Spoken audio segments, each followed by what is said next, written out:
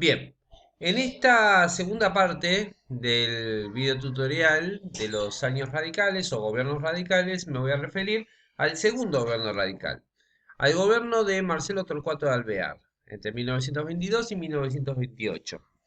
Alvear había sido elegido por el mismísimo Irigoyen. Recordemos que había una política muy personalista dentro del partido, así que Irigoyen se dio el lujo de elegir a su sucesor y representante del partido, y la decisión recayó en este señor, Alvear. Alvear venía de cumplir un consulado en Francia bajo el gobierno de Irigoyen y no era precisamente una persona muy conocida dentro del partido. Por lo tanto, la elección de Irigoyen probablemente se haya basado en eso. Quizá un dirigente político que no le pueda llegar a hacer sombra dentro del manejo de la política en aquella época. Pero eso solo el mismo Irigoyen lo sabe. Sin embargo, desde el inicio mismo de su presidencia, Alvear empezó a mostrar signos de independencia por parte de su antecesor. Ya de por sí su política estaba destinada a sectores sociales diferentes. La política de Alvear era mucho más cercana al sector oligárquico que la política de Irigoyen, que era más aproximada a la clase media, ¿sí? Y de inmediato comenzó a tener un manejo diferente de la política y del poder, lo que le fue ganando ciertos seguidores, pero a la vez lo fue distanciando de Irigoyen. La fractura se da en el año 1924, cuando radicales personalistas y antipersonalistas deciden dividirse. El partido en sí mismo se parte en dos. Por un lado, la Unión Cívica Radical Personalista, aquellos seguidores de Irigoyen, aquellos que apoyaron su forma de gobernar durante todo el primer mandato, los que no cuestionaban al líder partidario, y por el otro lado, el sector antipersonalista, aquel sector que no estaba de acuerdo con ciertas formas de manejarse de Irigoyen, como por ejemplo su manejo del poder. El sector antipersonalista aspiraba a una política más verticalista, se oponía a las constantes intervenciones federales y al uso desmesurado de decretos que caracterizó al primer gobierno radical, y fundamentalmente aspiraban a una negociación con los sectores oligárquicos, quienes tenían el poder antes de 1916.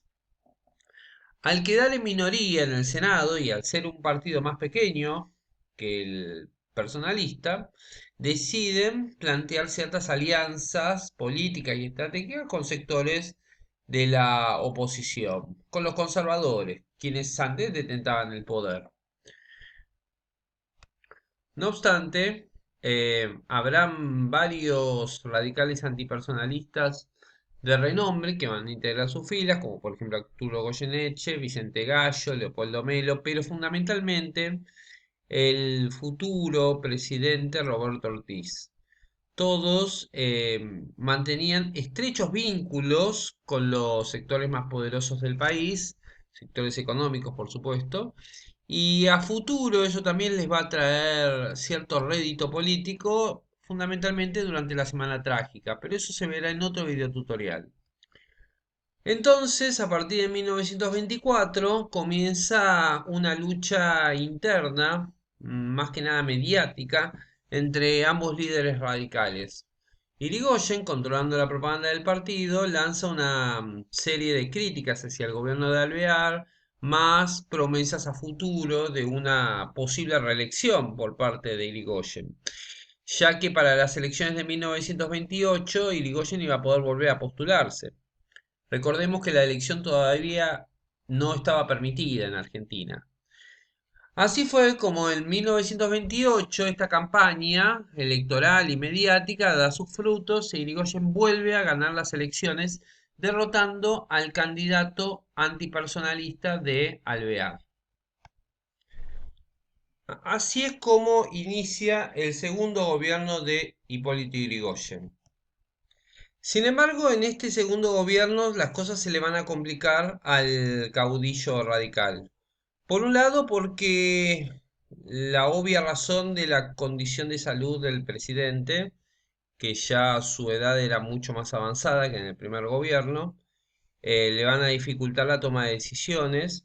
Por el otro lado, especialmente, el impacto del crack de 1929, la gran crisis económica del liberalismo iniciada en Estados Unidos, cuyo impacto se va a sentir inmediatamente en el país, con cierres de fábricas, de frigoríficos, huelgas, desocupación, hambre, etcétera.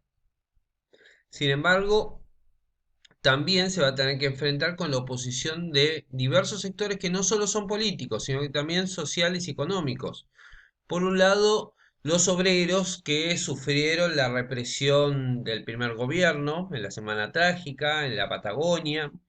La oligarquía, que siempre se mantuvo distante, por lo menos de la facción personalista de la Unión Cívica Radical, su propio partido, ¿sí? La parte antipersonalista de la Unión Cívica Radical, sectores de las Fuerzas Armadas que se sentían usados en distintas represiones, pero poco apreciados, pero fundamentalmente las petroleras internacionales. Las empresas petrolíferas inglesas, la Standard Oil estadounidense. ¿Por qué?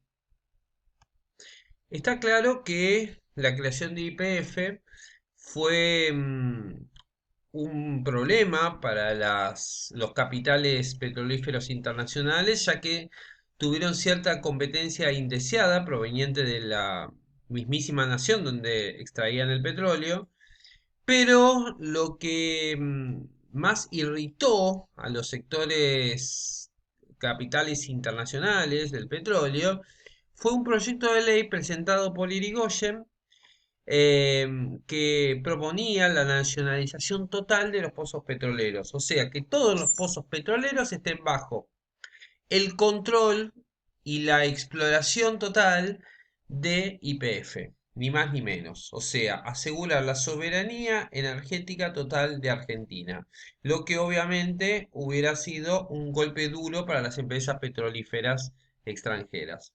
No obstante, el proyecto no prosperó porque las Fuerzas Armadas ya habían iniciado su movida.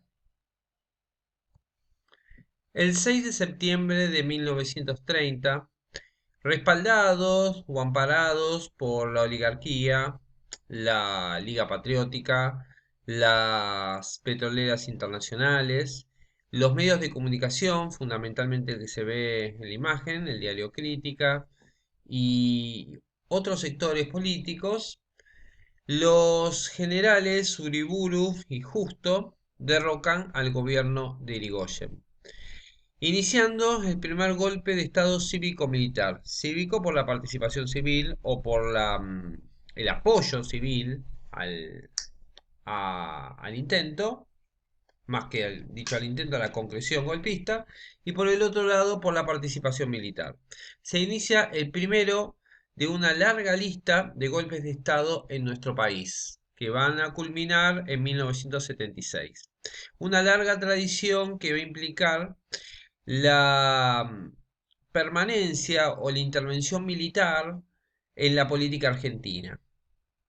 Esta primera intervención, impulsada por los generales Uriburu y Justo, van a iniciar una dictadura militar de un año y medio, pero iniciarán también lo que se va a conocer como la década infame. Un largo periodo donde la oligarquía va a regresar al poder a través del fraude electoral. Pero eso se verá en otro video. De esta manera terminamos el primer ciclo de gobiernos radicales en nuestro país. Muchísimas gracias.